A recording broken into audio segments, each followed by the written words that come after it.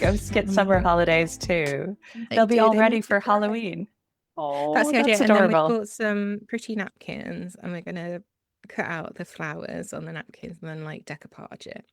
So there'll Oh, be flowery ghosts with little tea lights. So it's gonna be that really cute. sounds adorable. I'm going to need to Yeah, see if they pictures dry when in they're done. time. Yeah.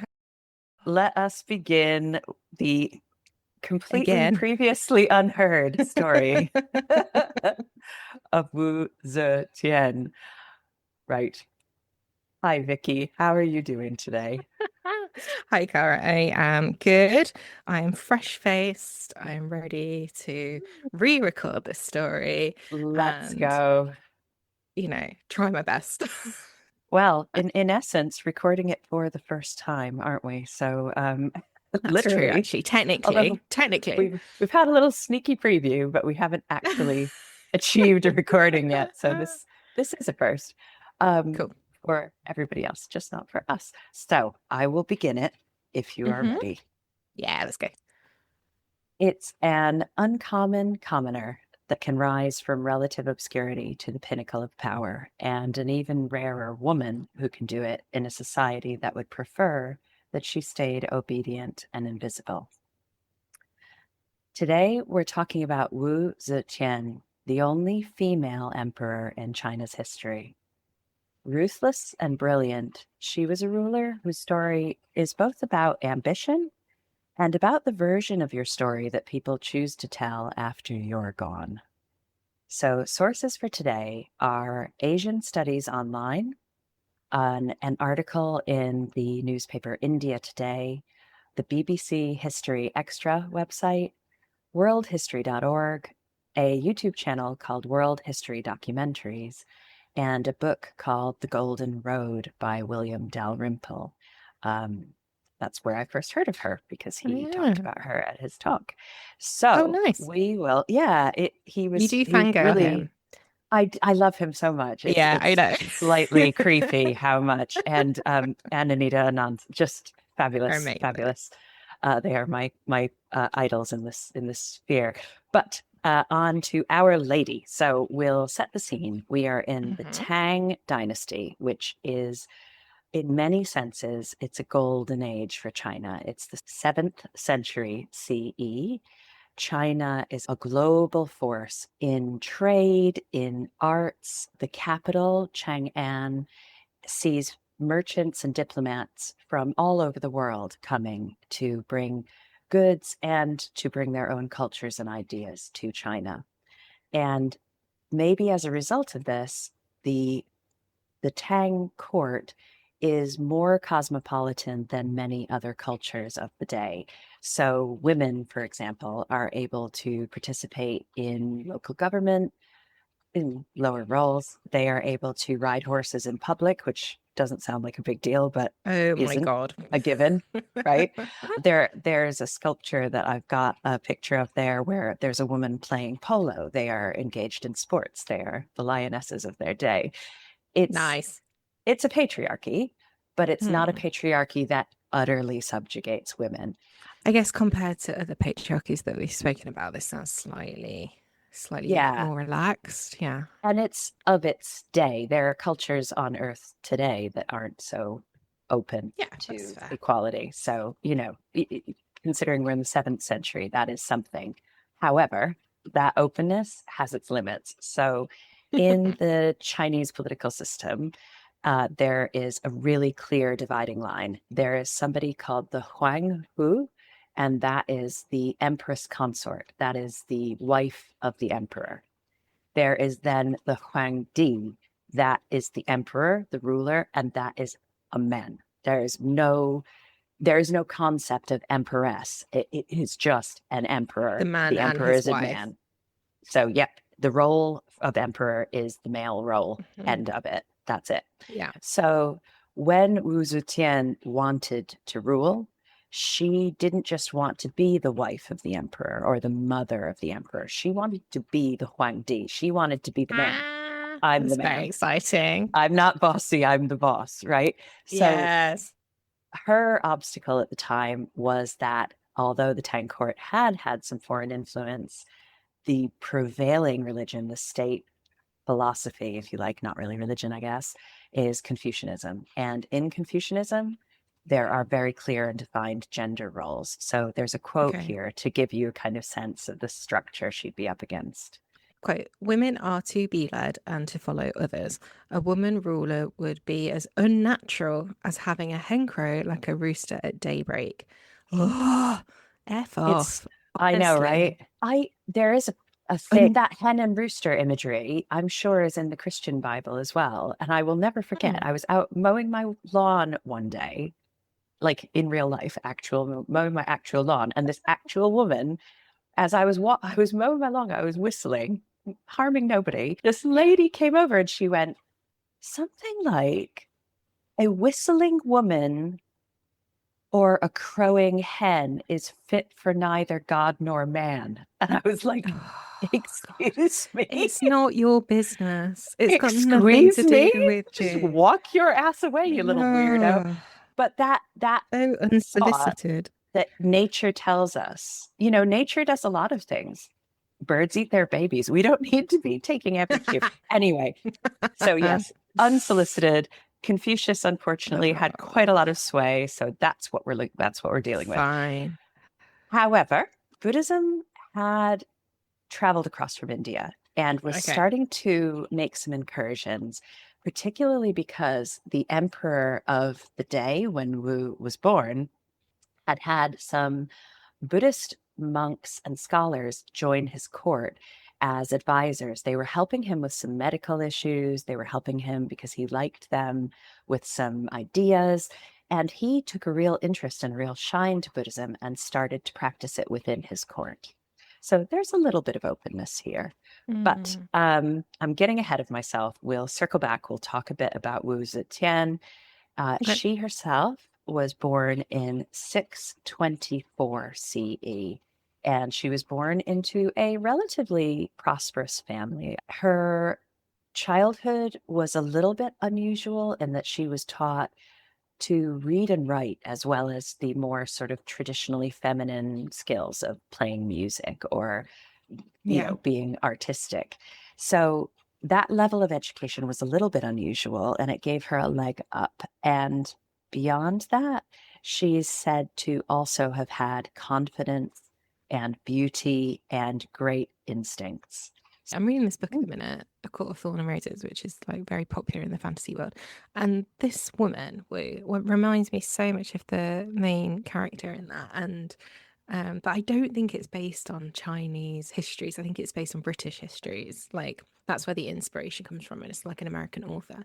And it's so similar in terms of that she also becomes high lady, like so she fights for this role of empress, which is what you just said earlier.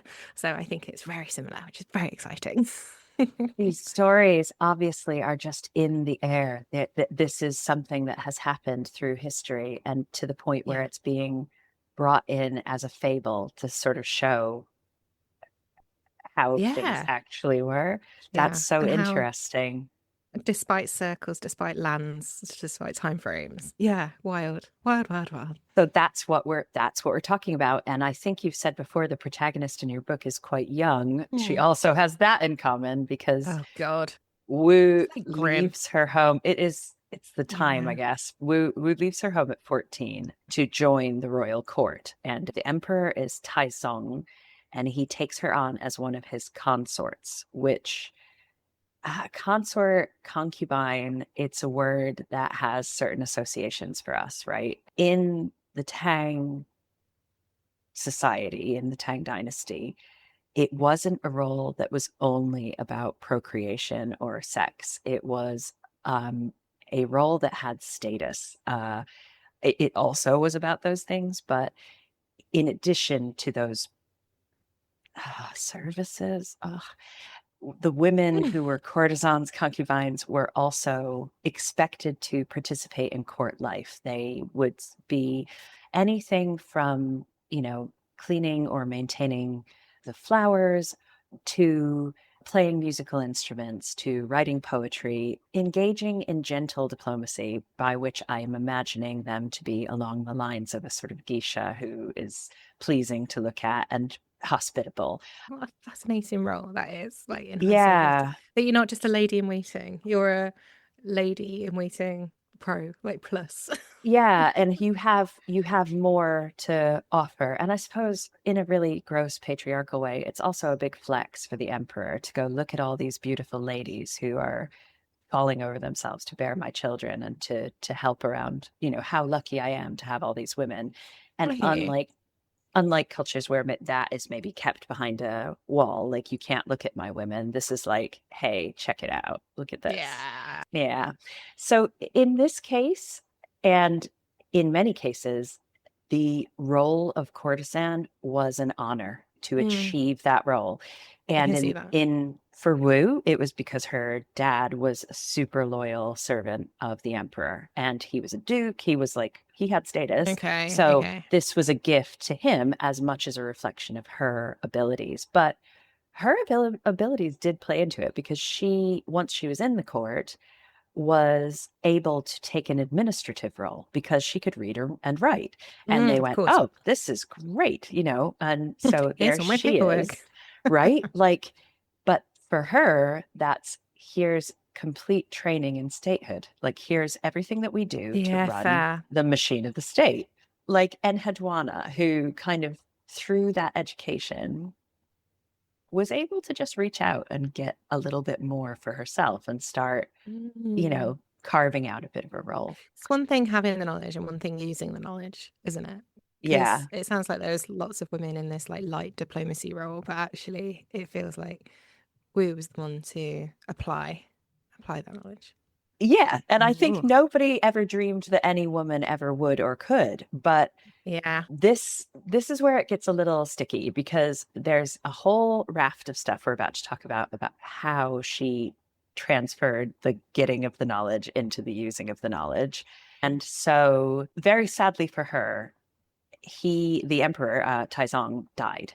And then she, being a concubine who has never borne him a child, Okay. would traditionally have been hived off at this point, sent away to religious service, head shaved. You are like an unwoman at this point. No man can ever look at you in a sexual way again. It was to make sure that any woman that had been the emperor's consort could never be touched or seen Oh, by I a man in that way see. again. It was like a So it barrier, wasn't like a it wasn't a bubble. reward. It was like a Oh, almost like entombing them with the dead dude. It was like, your oh, life is so now cruel. over. You'll meet him in heaven. Your life is over Off now. you go. Your life is over. She's at this time 15, maybe 16 years old, What? right? Wild. Oh So my God. unsurprisingly, she had other ideas. They sent Fair. her off. This is where the rumor mill begins. Okay, so she's now in the Buddhist monastery of Taizong, the dead emperor, and his son Gaozong has succeeded him. Gaozong is the new emperor. Depending on who you listen to, Hmm. they either connected through grieving over their beloved Taizong, or Gaozong and Wu already had a relationship Little by the sexy time, time. a little sexy time by the Mm. time dad died. So one way or the other, when Taizong dies, Yeah. Gaozong ascends, and Gaozong has a Such a wife. great Oh, it's ascends. ascends. He ascends. Um, his wife is called Empress Wang, and So she's Empress married in as Wang, well. He's married too. he's Right, married as fine. well. Oh, it's a whole statehood. They like don't have a choice. It's Right, right. just this is happening, much like some of Okay. the royal families you've talked about in St. Petersburg and so on and so on. They're married off from the time they're about four, Yeah. right? That's just happening. So he's married to Empress Wang. This all is going to get a little bit like Made in Chelsea now. Empress Wang is jealous of one of Gaozong's concubines. This woman Fine. is That an makes sense to me. exceptional beauty. Her name means Yeah. something like radiant pearl of the beauty of the skies. It's absurd. She's Ah, obviously like beyond ooh la stunning. la. Ooh la la. Wang, wife Wang is jealous. So wife Wang sees Wu over in the Wife Wang. monastery. Wife Wang sees Wu in the monastery, shaved head, and thinks, look at this poor wretched thing. he seems a bit fond of her. I'm going to bring her back, and it'll break up this interest he has in this exceptionally beautiful concubine. Oh, so she's So like the she's like, yes, distraction. let's make Yeah. this happen. We'll get her in as a distraction. Exactly. Unfortunately for Empress Wang, it all unravels. Yeah, it So gets from bad to worse. Wu gets brought back, and Gaozong is so enchanted by her that Yeah, because she's 15. she's yeah, Yeah, and she has an intelligence, that's fair. That's and fair. I was judging him, not her. yeah, Yeah. it could be that he, maybe it was a real soul connection, but for whatever reason, he leapfrogs her in status above all the other concubines who he had Oh, sort of legally taken on. Nobody likes this. Everybody's put out of no. joint. Wu has several children with him, which Okay. solidifies it, like just locks her It's status in real. even Yeah. further. And then a really dark period in her story. So this is a really Okay. controversial rumor. And if you want to read this quote, it kind of sums it up. Okay. Quote, according to official histories written by those with a reason to besmirch Wu's name, Wu herself smothered her newborn daughter and blamed Empress Wang, who had been the last person to see and hold the child. Reportedly devastated, Gaozong had his empress locked away, soon followed by the other favoured consort who Wu accused of being an accomplice. Oh my God. That is scandal. That is It like is so you could, dark. wow. So Wow. yeah, Okay, so this newborn has died, which is horrific, and they're playing the blame game, and it feels like Wu comes out on top. that is the rumor that Wu orchestrated it all. There's no nice version of this story because the poor child, and then either Empress Wang did do it, which frankly it was a girl, she would have no reason to do that, or Wu herself did it, and in doing it, she disposed of the wife of the emperor, and she disposed of the concubine who he had been. Yeah, all competition. Hmm. Yeah. So Oh, that's a bit dark. let's just keep that in Ugh. your head for the time Okay, okay. being. Um, it gets it gets even nastier if you'd Oh like my to hear God. the really gross bit, which feel free to not include this because it is horrific. Not that that wasn't, it just keeps going bad to It worse. just keeps going. Wu apparently, the rumor is, was not satisfied with Empress Wang and her children being kicked out of the court, by the way.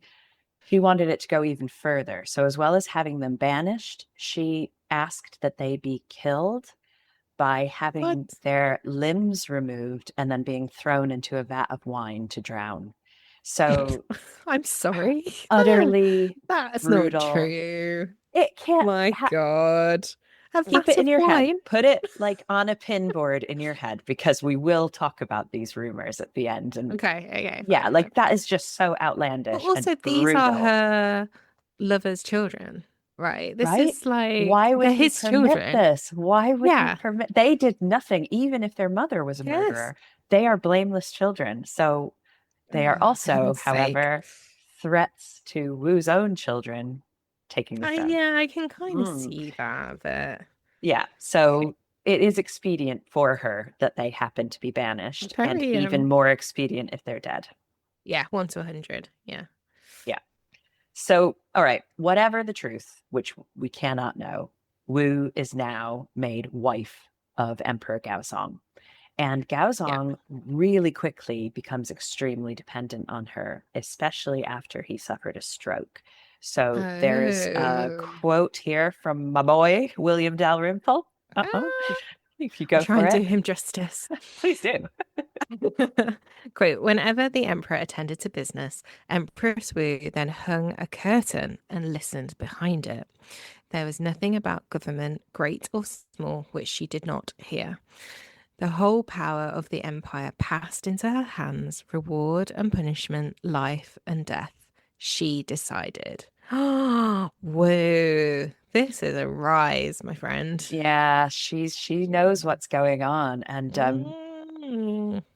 Gaozong then dies. And Wu, her official role is Empress Dowager. So she's like the queen mother. Yeah. She is the mother of the traditional successor to the throne, one of her sons. But Okay. absolutely breaking with all tradition, absolute heresy, Wu bypasses her sons and says, no, they're not going to be emperor. I am. I am the emperor now. And That's exactly what Empress Matilda did, isn't it? for whatever reason, judged that their own offspring were not suitable. They Mm. knew what needed to happen for the best of the country or for the best of themselves, and they stepped up. There are so many Yeah. parallels. And also, maybe it is that, and maybe it is like, I'm good enough. You know what I mean? Well, Why bypass me? yeah, like I'm going to do this. I know I'm what needs to capable. happen. I've been Yeah. listening. I've been reading. I know what Yeah. is needed. I've Okay. got a lovely painting here that shows her in full Oh, I love it. regalia, like Oh, that's Disney stunning. villain style. She gives Yes, herself it's Disney villain. like a new It's the arms. imperial title. Yeah, grace and just a Head up. slight, there is definitely an air of somebody who could Yes, love cut this. you. Love. I want this. That looks great. She calls herself, she invents a new Chinese character, symbol, language. Okay. And this symbol that means her is translates to celestial empress, like the sun and the moon illuminating the world. Celestial Empress. My God. That's That's a beautiful. that's some big old boots that she's filling, right? Like that's Feels a a little lot. Trumpy though, isn't it? Just a Well, little bit. yeah, there is that. There is It's that. And parallels there too. more to come. She stepped out. She started to make changes in the state. She started to not just be a figurehead ruler, she It's affected wild. her power. And a lot of Love. the changes she made outlived her. So I thought, having heard some of the worst rumors about a human being, let alone this particular human Hmm. being, maybe we should hear some of the facts. These are things that we know happened from historical documents and were how she used her power once she had it. Hmm. So As a history podcast, I would like facts. facts I are good. feel Rumors are delicious, but facts are probably yes. what we should focus up on. So here's some of them. They're facts. Let's go. Her first priority was meritocracy. So whereas roles within the court and within government had previously gone to highborn people or were gifts, like her own role. You're the daughter of a loyal subject, so you get a leg up. Hmm. She shifted that to a system where people were tested for proficiency in their area of expertise and hired on the basis of that proficiency, irrespective of their family's status. So Oh, so if they were good at what they did, they got the job. Oh, seems come seems on. simple. This is Seems simple. beautiful. I need more of It this. it pissed off a lot of people, Oh, let me tell you, because why? Oh my well, God. the highborn people who would have just I been guess drifted I into the know role why, were really. devastated. And it went in the Yeah. face of that sort of Confucian wisdom of you're here, like almost like a caste system. This is where you belong. Only people of a Oh my certain God. social class have the wherewithal to rule. And when we've chatted It about this just, before, you mentioned a certain prep school in Britain. There is that yeah. Eton. Etonian, we know Yeah. best, we know what's best for all of you. But you know who didn't mind it? Everybody else. I Everybody know. else in the country went, this is Because great. We all have a fair chance, and things are getting better because people who know what things are they're getting, doing are in just charge. imagine how far we would be as a society, how much further along if we just let people who knew what they were doing do their jobs rather than Imagine. some prep school boy. Ugh. I can't. I could do a whole pod on this. I could just run for an hour. Maybe we Go on. should. Yeah. Well, we're Good for her. wasn't That's huge. wasn't having it. The next thing she looked at was the sovereignty of the Chinese state because it's a complicated geographical area. There are Korea, Tibet, Japan on all the borders, each of them with designs on some of Chinese land and historical Okay. arguments about who owns what. She strengthened China's borders, which again sounds a bit Trumpy. Okay. She was making sure that she wasn't ceding any lands. And she tried to do that through diplomacy, but she was Ah, not afraid to do it through violence. She would step up when war was required. and again, a theme that we hear about a lot in our stories is that the women always try first. They always try diplomacy first Yeah. and the greater good solution first. But if you push them, women have always been in war. They've Yeah. always fought in wars, Oh, always. And you this is talk just, so many fierce warriors, like the African queens that you and Luke talked about. yes, There was no it's sense of everywhere. anybody shrinking away. They step up, and she did the same.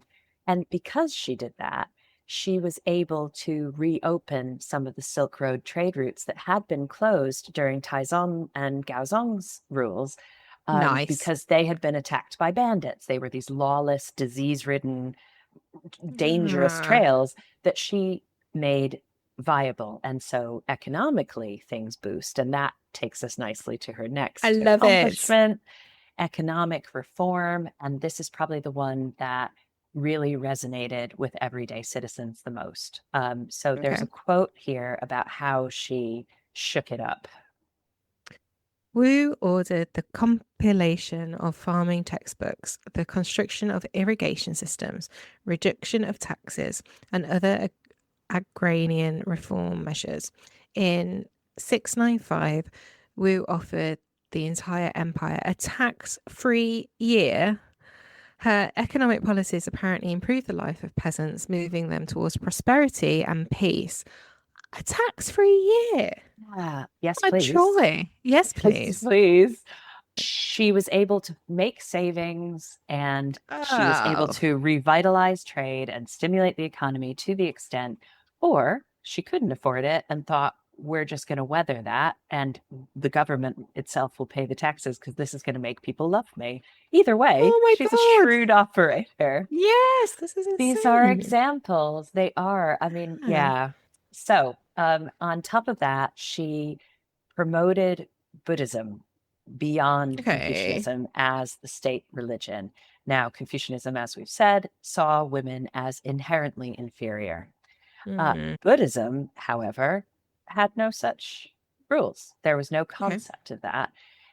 She made it such a marker of status and prosperity to be a reverent Buddhist that having sculptures carved into this massive, I think, limestone wall, this naturally occurring mountainside, basically, carving a Buddha was something that families of status did to sort of, again, it's a flex. Like, oh yeah, I've got a Buddha in the Longmen Caves. How about you? And how big your Buddha was kind of Oh, a of marker of how course. how devoted you were, obviously, but also like how cool and How rich. much money you've got. So, Yeah, yeah. right. So Wu herself had a 57-foot Buddha erected. She's the Empress, baby. She's the Be as Empress. big as she She's going to wants. have the big old Buddha. This big Hmm. old Buddha was, although obviously the Buddha himself was from India, this Buddha looked like a Tang Chinese person. They had Tang features, they had Tang clothing. They also resembled Wu. The facial features of this Buddha are said to be her. And Oh, it's very yep, ego. it is very Yeah. ego, but it's also very shrewd. So there's a quote here about why she might have liked the branch of Buddhism that she was promoting and why she might have done this move with the statue. Okay, all right. Quote, Wu's Buddhist sect encouraged its followers to regard their earthly ruler as the representative of their Rakana Buddha, Lord of the universe, a belief that Wu probably regarded quite favorably as Empress. Yes, she would. So like a pharaoh, she's saying, I am God on earth. I And am God by on earth. making the Buddha look like herself, she's reinforcing that concept. So any threat to her rule is an Right. offense to God. So she's like Oh, solidifying, damn. doubling down. Okay, understood, understood. You'll like this one a bit more. She also, being an artist and a poet, she founded a group, a guild for the promotion of the arts. It was, Okay. oh, we I love a love that. name. Here's a lovely name, the Scholars of the Northern Gate. And Mm. their entire purpose was to promote the arts. She's very good at language, isn't she? Yeah. Like these phrases that she's coming out with, scholars of the Northern Gate and The celestial Celestial empress. Empress. Yeah. They're very higher being. Everything seems to be godlike, I right? think not by accident, I bet. She would have Yeah. had a good career in PR in a different time. She Yeah, yeah, definitely would have been a brand advisor. She's very so this brings us to the last of the 6 points that yeah. Okay. sum up her rule and very germane to what we talk about, women's rights. That was something that Woohoo. she worked hard. She respected women, we think, because of what she then did.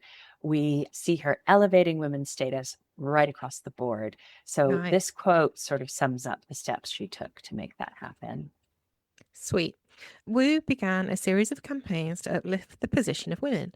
She advised scholars to write and edit biographies of exemplary women, to assist in the attainment of their political objectives.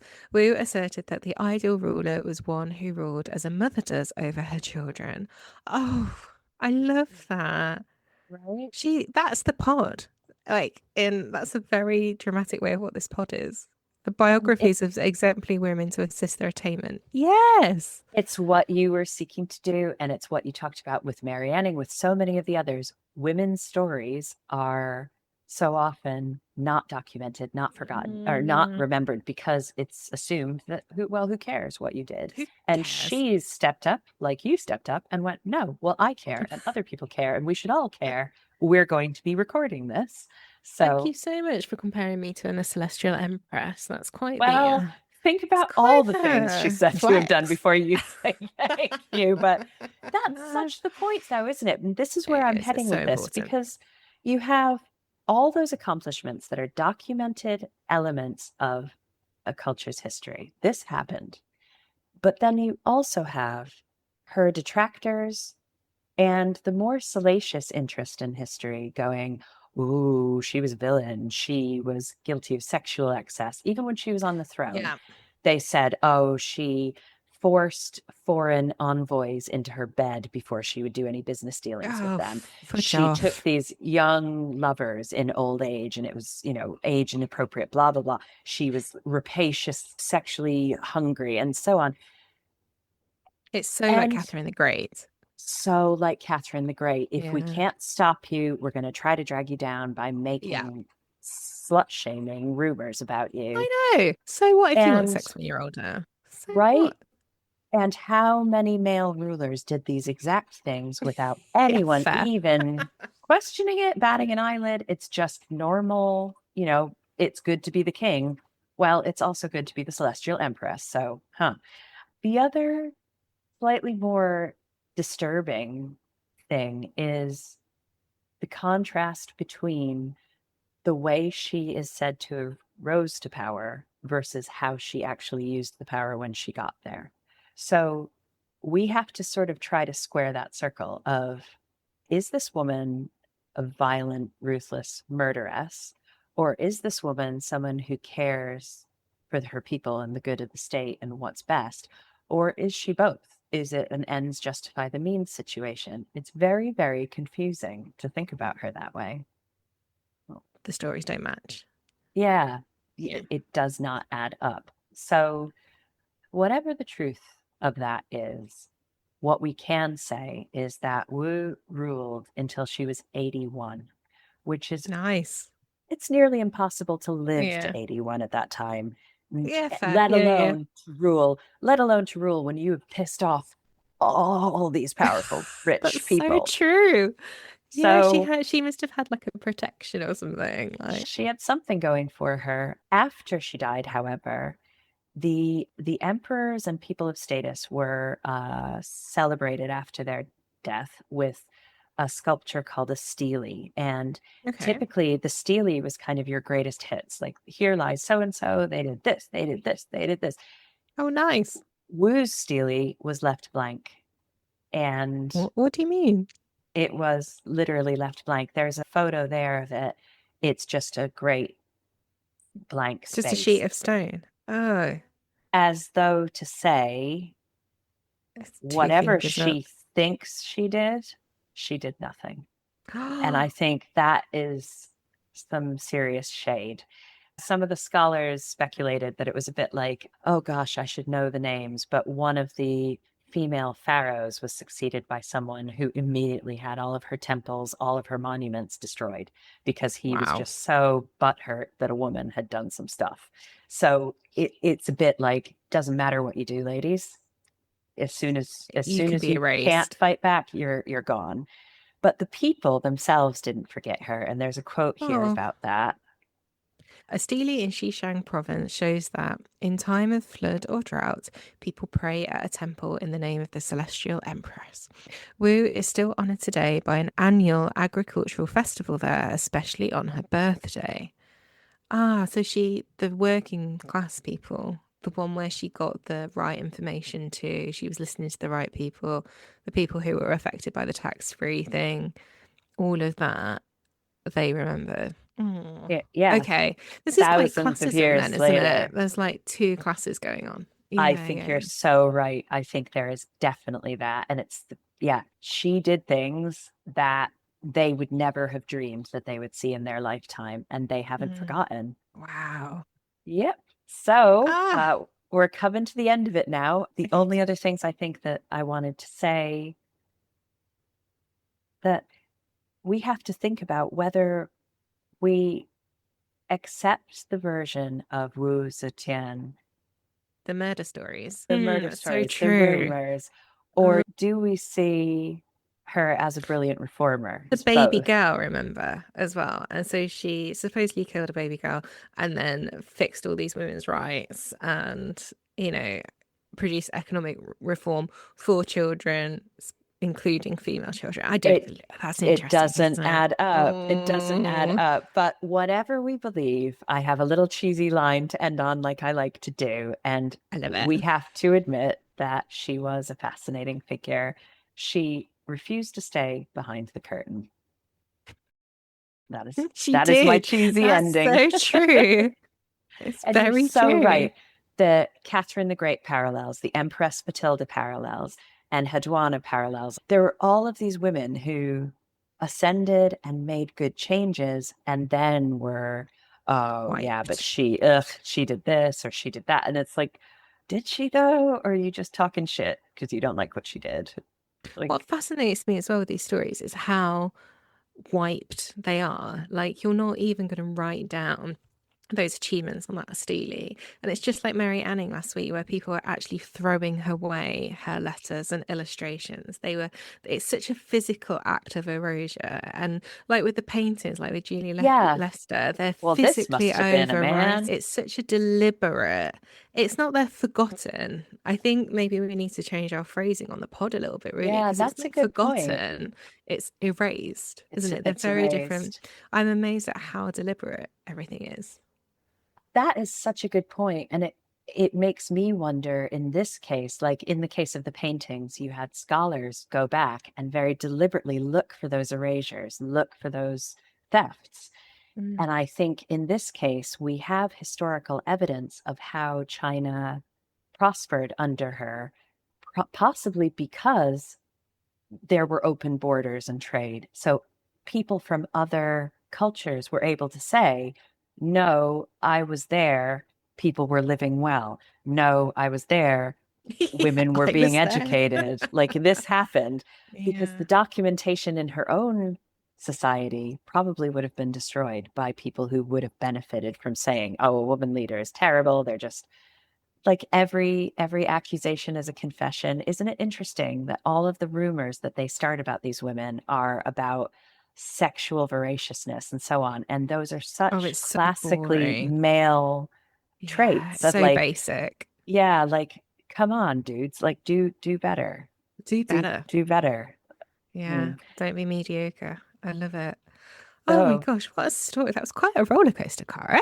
You took us roller on there. coaster, there's a lot going on, Yeah. and I'm sorry for all the violence that's unfortunately No, comes it's with this important. story. It's Mm. important. Yeah. It's very and everything seems to be so dramatic, you know what I mean? Like the drama of the rumors, and then the upswing of the drama of a celestial empress, and then creating your own Chinese character, because there's nothing that suits me in them. You know, every attacks for a year, everything's very extremist, isn't it? In Big. the story. Big. Which She went makes it big. the roller coaster. Yeah. Thank you for listening to this episode of She Changed History. If you enjoyed it, please like, subscribe, and comment below. Find us on our socials, Facebook, Instagram, and YouTube. If you've got any ideas of women you'd like us to cover in a future episode, please comment on the socials or email us at shechangedhistory@gmail.com. Catch you next time.